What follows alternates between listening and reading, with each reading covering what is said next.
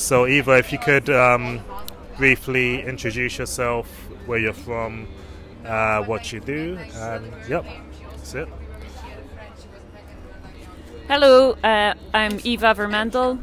I live in London. I've been in London for 26 years. I'm originally Belgian. I was born in a small village near Antwerp, and ever since I was a small child, I was really into art, dragging my family to the local museum from the age of 5-6 years old. And I work as an artist, photographer. So I do, there's two sides to my work. I do commissioned work, portraits for magazines and press shots for usually people in music. And then I also have a fine art practice, and my work is in the collections of the V&A National Portrait Gallery here in London and in the National Galleries of Scotland in Edinburgh, which is something I'm very happy about.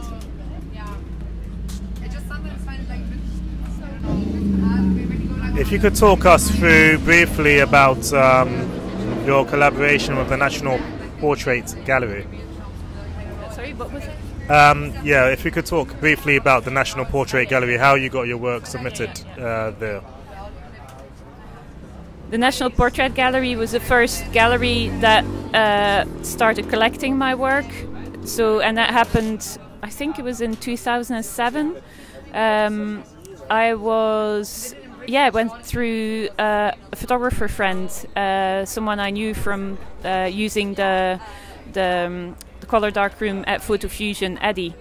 Eddie was working at the National Portrait Gallery, and he knew, he'd seen my work over the years that we'd been printing together. And he told me to come in, at the National Portrait Gallery sometime to show my work and to have a discussion about possible acquisitions. And that's when I got introduced to Claire Pereira.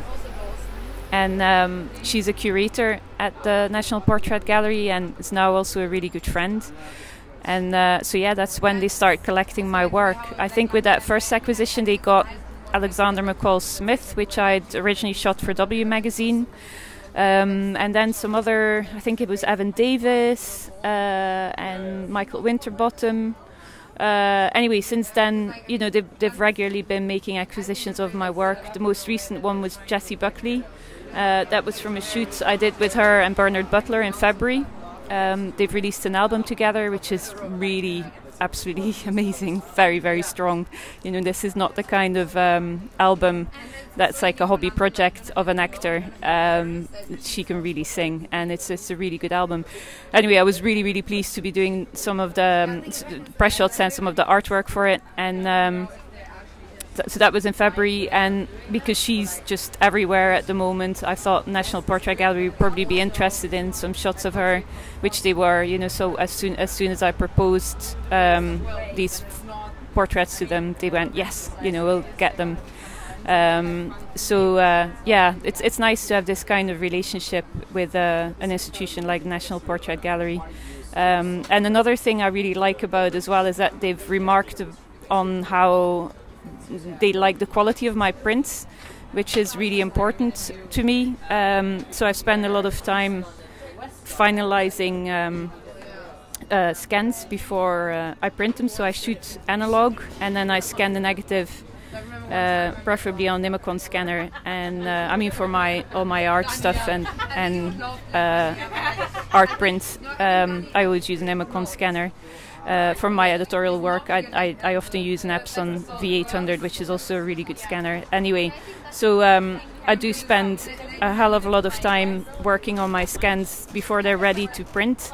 And I work with a very good printer, someone who the first time I met him showed me 3D models of color profiles on his screen, and 3D models of the original, all the colors the original file would hold on the screen, and then also merged into that the 3D model of all the colors that would end up on the print, so you could see exactly which colors you'd lose. And as soon as I saw that, I thought, that's my man. He's called Martin, and I absolutely love working with him. So yeah, I've managed to get my prints up to a level where, you know, even people, curators working at museums have remarked on, you know, how good they are, and that really makes me proud, because yeah, I've literally put years and years and years of work into that to get it to the level it's on now. Yeah, that's very interesting stuff about the importance of color profiling, printing, and I noticed one question I actually wanted to ask: what format do you shoot with? Do you shoot with film or digital? If you could talk us through this, please. So I always shoot analog. I mean, very, very, very occasionally I do a commission digitally if it suits better. And but especially for my my art practice and also for my key editorial shoots, I always shoot on film, because the rendering of the colors on film is still so much better, I find, than on any digital camera. And so yeah, and then I just do a dab only of the film, and then I do digital contact sheets, and then from those I make a selection, which, you know, when it's commission, I just send that selection on to the client, and from that select we pick a couple, and then I do high res scans, preferably on the Imacon, the Hasselblad scanner, and and then I just work on them. So yeah, sometimes for hours, sometimes for months, sometimes for years, to get them right. The years is not, or the months is not like me working on that one image literally non-stop for a year. That would be ridiculous. It's just a case of letting an image rest, reviewing it, making some tiny adjustments, letting it rest again, reviewing it, making more tiny adjustments if they need to be made, etc., etc. And I really, so for me the whole printing process is very organic, and it takes a long time. I just let it bloom and let it flower. It's just something that grows. And when I went about 3-4 years ago, when it was the Pierre Bonnard exhibition at the Tate Modern, I read that Pierre Bonnard would also do slight adjustments to his, or sometimes even big adjustments to his paintings, maybe, you know, sometimes 10-12 years after he initially painted them. And that he was even known to take his brush and his paints to exhibitions when exhibitions had already been installed, to do some tiny more touches to his work. And I love that, and I really recognize that it's something I've done as well over the years. And also because technically with inkjet and technology in general, things are changing all the time, you know, so we can do things now that we couldn't do 20 years ago, and not even 10 years ago. And so everything, all these things are fluid, and they change and they develop. And I don't want my work to be stuck. I don't want to be stuck as an artist. I don't want my work to be stuck. So also this whole idea of editions, I keep my editions small. So in my art practice, I just have editions of 3, and but even within these editions, I can do, things can change a bit, you know. It depends on when I do the print. It might be so the first one might look a little bit different from the second one or the third one, and I have no problem with that whatsoever, because work has to stay alive. It's not a dead thing. It's something that keeps changing, and just like times change and life changes. I don't like this whole over preciousness of 3 prints having to be absolutely identical. I'm much more of the Anselm Kiefer way of thinking, where work. I mean, obviously in this case, he lets work deteriorate, or let an organic process take place. I don't do that with my prints, but I do see them as something, as things that can change over time, depending on when I produce the print. Great stuff. Great stuff. So for the people that may not understand what a monograph is, can you briefly explain what a monograph is and talk through your project you did back in 2013? Yeah, so a monograph is a body of work, usually published in a book. Back in 2013, I was still thinking a lot more in terms of projects and books and what have you, the classic way of thinking in photography. Since then, I've realized, now I just see my work developing just as it comes, so it's piece per piece. It just comes and I grab it. But back then, I saw things more, I was still thinking much more in terms of a body of work and creating a single body of work. And so this book is called Splinter. And I came to the title, I'd already started shooting the work, and then I didn't really have a name for it yet. And then one night I was sitting in the car listening to a radio program, and someone was talking about feeling splintered, and I thought, that's it, that's the name for this body of work, because it was I felt quite splintered at the time, also partly because of all the brief, very intense relationships I build with people I photograph in my through my commissioned work, and it was creating this body of work was also partly me trying to pull myself, re-ground myself again. And also I like the name Splinter because it's part of a tree, a bit of wood, and it can get under your skin. From every single angle, this word was so multifaceted and could be interpreted in so many different ways that were very illuminating about the work. So I started shooting it in 2006. I already had my Mamiya 7 at the time, which is an analog camera and a rangefinder. So a rangefinder means you don't look through the lens. You look through a hole at the side, but the big advantage of it is that it makes the camera much more compact, and also the lens is closer to the film, which gives it another level of quality.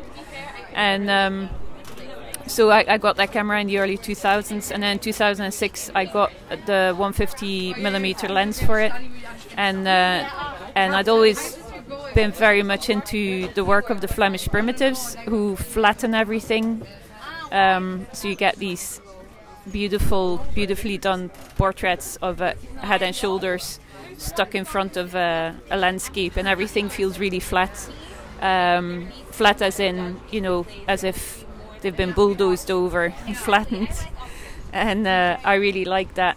And so that was something with this long lens I bought for the Mamiya. That was something that gave me that feeling in the photography.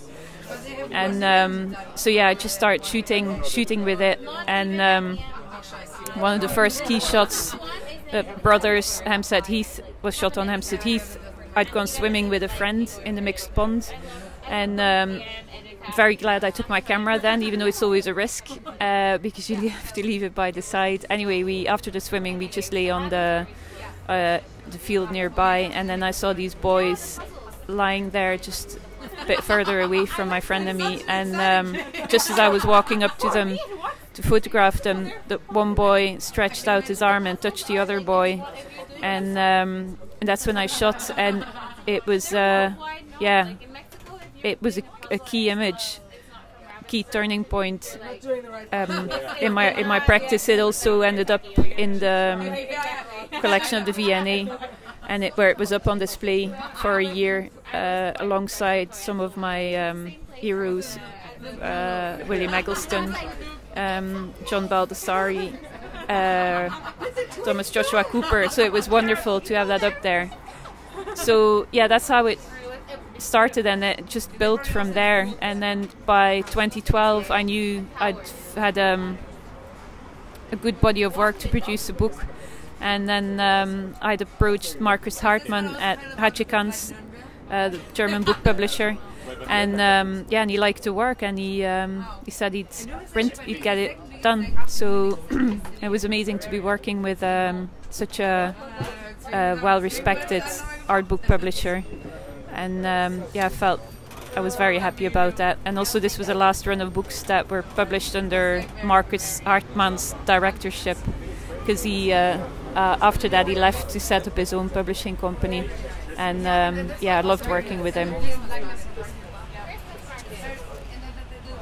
Nice. So, talking about heroes, who's your inspiration? Who inspired you? Who still inspires you now? It doesn't have to be a photographer. It could be anyone.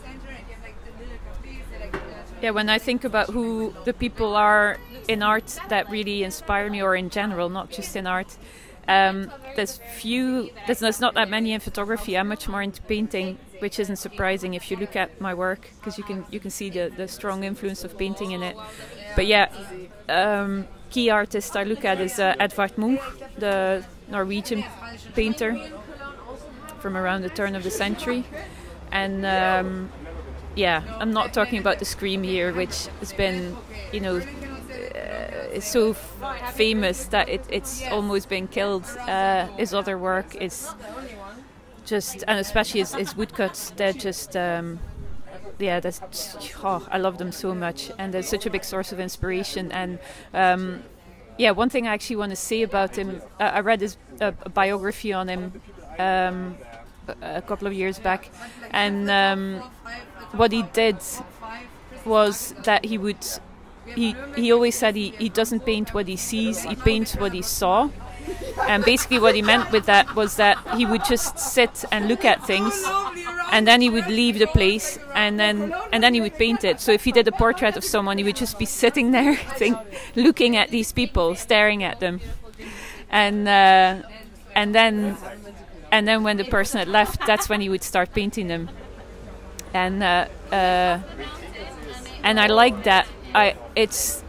So he captured how someone felt much more than, even though the likenesses are still really strong. But yeah, he's thinking about art. I do recommend anyone to read his biography. I'm just thinking of it's the most recent one. I've forgotten the writer's female writer. It's such a good biography, and there's so much to learn from it. Anyway, so he's a massive influence, and I also really love the American painter Alice Neel, who did mainly portraits, but also some still lifes, and she painted a lot of animals as well. She also stayed strong right till the end of her life, created fantastic work when she was in her 80s. Then I also really love Paul Nash, the British painter, who was the war painter in the First World War, he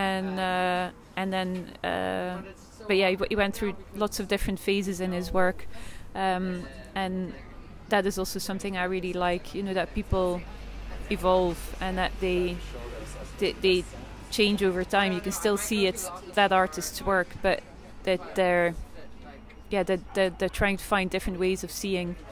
And then I really love Bronzino, the Mannerist. I love the Flemish Primitives, which I've already mentioned. Courbet, I really love. In terms of painting, I mean, you don't get any better than Manet. Manet is just his brush strokes, the way he handles paint is incomparable to anyone. Contemporary artists, I also really love Neo Rauch, the German painter, and Michael Bormans, the Belgian painter. And then in terms of photography, William Eggleston, Francesca Woodman, Imogen Cunningham, Julia Margaret Cameron, Wolfgang Tillmans.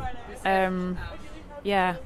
And then writing, I've been massively influenced by D.H. Lawrence. His rhythm, the way he uses words, his use of repetition, his use of contradictions within the character, his use of the physicality, being in tune with nature. It's just, when I start rereading his work as an adult, I'd read it as a teenager before, but when I start reading his work again in my early 30s, it was like having a mirror held up to me. It was just a total revelation. Yeah, the rhythm of his writing is incredible, and especially the way he uses repetition. Just such a good, wonderful work. No matter what you think about his politics, and is sometimes, some women find him a bit misogynistic. I personally don't think so at all, because he treated women as proper sexual beings, and gave them a voice, and they were allowed to be sexual, which was very new for the time. This was obviously the time of Freud and everything, so it was something that was starting to finally break through to people's conscious then.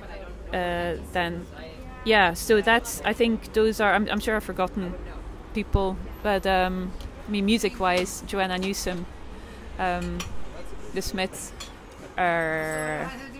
Wild Beasts, I'm sure there's more that I've forgotten.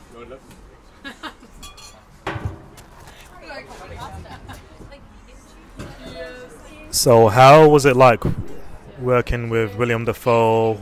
What was it for, like, if you could talk briefly about the project and how it was like working with him, how he is as a guy and all that stuff? I photographed Willem Dafoe in 2002 in the spring, I think it was April. I think it might have even been my brother's birthday, I seem to remember.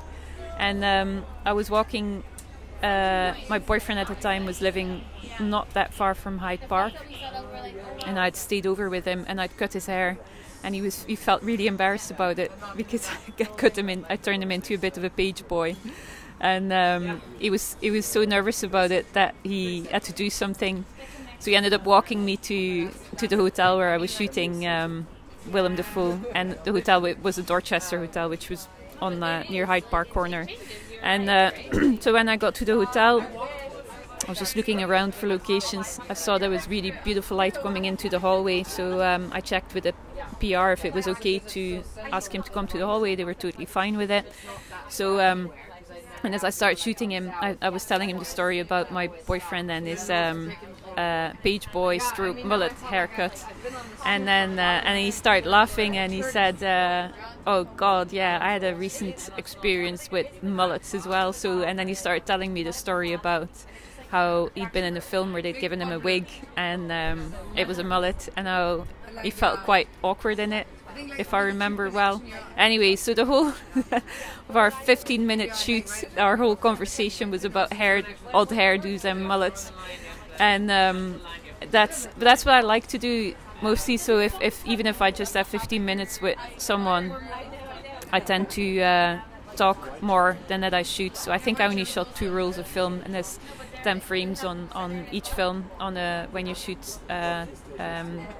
6/7, and that was shot on the Mamiya 7 handheld, which is how I'd like to work most of all. And he was just funny and nice, and quite hilarious to work with. Yeah, I like how you talk about you talk more than you shoot. I think that makes a lot of sense. Getting to know the person you're shooting with more, making them feel more relaxed and more at ease. So I think I was going to ask, like, what advice would you give to up-and-coming artists or photographers? But I think that's a really big tip, just to be more personable with the individual, because it's more about that, the relationship, than actually shooting them. if I'm,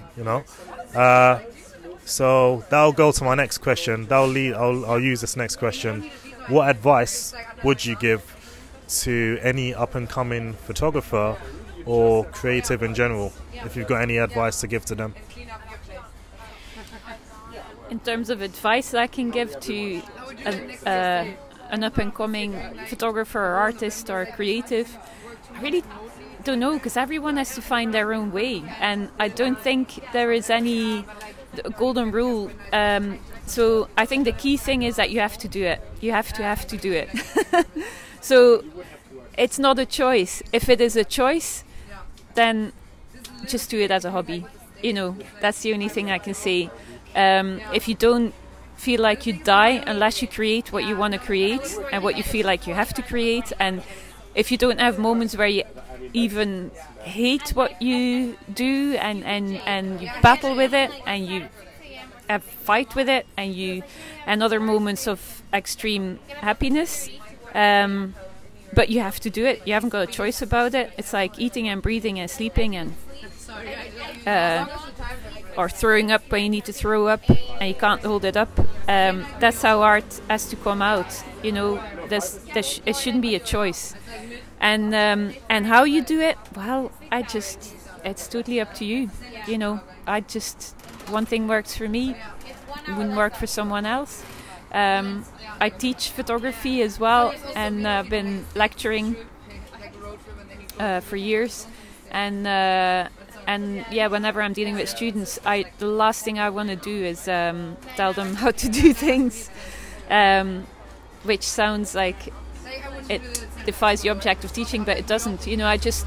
I prod them and pierce them, and I try to make them get insight into their own work, and I try to follow them in their thinking and try to unlock their potential. So the last thing I want to do is force my method or my way of working onto them, because then I would just be churning out all these clones, and that's ridiculous. It's the same as when you've got a band like Radiohead, who are so strong, so them, and then in the wake of that you get a lot of bands who want to sound like Radiohead, but then they're not Radiohead, so there's no point in. I mean, there is a point in copying things sometimes, just as an exercise that can really, really help as a practice. And in the same way, and that's something I often bring up during tutorials as well, Paul McCartney wrote a lot of Beatles songs trying to copy Bach, but then he made it his own thing. So there is definitely a merit to copying and trying to understand your craft, and but then you make it your own. It's like eating, and then you're digesting it, and then it comes out in a totally different shape, to give a very not very appetizing analogy. So I'm not saying you have to be this pure uninfluenced artist, because that's insane. That doesn't exist. We're all, as soon as you're born, you're being influenced. You're growing up with cultural references and what have you. But it's just a case of that you have to process them and make them your own, and that has to come naturally. And then you have to put in a lot of hard graft, fine-tuning what you do. It's because also being an artist isn't about having this moment of oh yes, now I understand everything, or trying to do something special, because special stuff in brackets is often just gimmicky. It's a case of that's the only advice I could give. It takes years, and that it's a case of years of fine-tuning and working hard, and then over time you see how you've progressed, and you do get some moments where you feel, oh yeah, things have really slotted into place now, but then you keep moving forward, and you have to keep challenging yourself.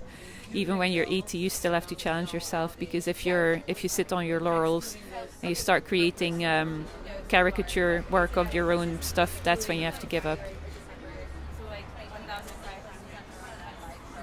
Nice. So you've answered loads of questions within the questions, so I'll just skip forward to what's your favourite film? What's your favourite movie? What's your favourite film? Oh, did you thought I meant life? Okay, you thought I meant film stock. No. Oh yeah, I meant okay, cool. So what's your favourite movie? I'm sorry, but it has to be A Room with a View, because it's because I love it. What else can I say? I think I saw it when I was 11, and yeah, it's a well done costume drama, but I love it, especially the scene where the man goes swimming in the pond. That's definitely my favorite scene in a film ever. Nice. And for anyone that wants to learn more about your work, where can they find you? If anyone wants to see more of my work, the best place to see it is my website, which was designed by Giorgio Del Bueno at System Studios, and he did a brilliant job. So I'm so pleased with it. Do check it out. It'll give you a much better view than Instagram, because also in the so there's 3 sections on there. It's got portraits, works, and outside. So basically, in the works section, you've got my fine arts practice, and you've got a selected section, and the way the selected images are presented is randomized. So they always change, and I love that, because then you can always see different connections. You know, again, it keeps the work really organic, and it keeps it changing. You keep seeing different links between works, different juxtapositions. The same also happens in the portrait section. So again, you've got a selected section that with randomized selection of images. And then in both sections, you can also just go through the chronology or the alphabetical list of the works. And then the outside section is a section where you can see where my work's gone out into the world. So it just shows installation shots of exhibitions I've had. It shows which works I have in collections of museums, and it also shows a selection of shots of the magazines that I've had work published in. So yeah, so do check it out. It's I've no desire to do a book anytime soon, because I find that there's enough trees being cut for books already, and so I just find the medium of a website a much better platform for me to show my work through now. So yeah, and also it's an alive thing. I can keep changing it, and I can keep adding new work. So check it out. Thank you. What's the title of your website? What's the website address? And you can find my work at evavermandel.com. So that's EVAVERMANDEL.com. Eva, I appreciate your time here by the Bridge Cafe on Kingston Road.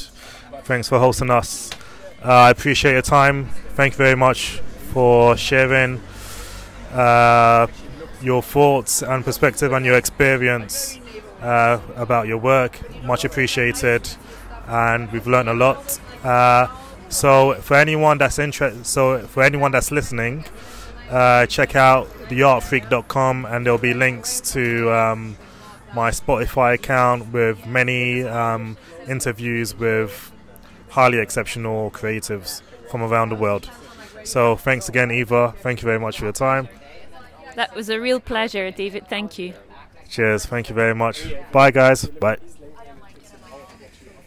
Nice. Okay.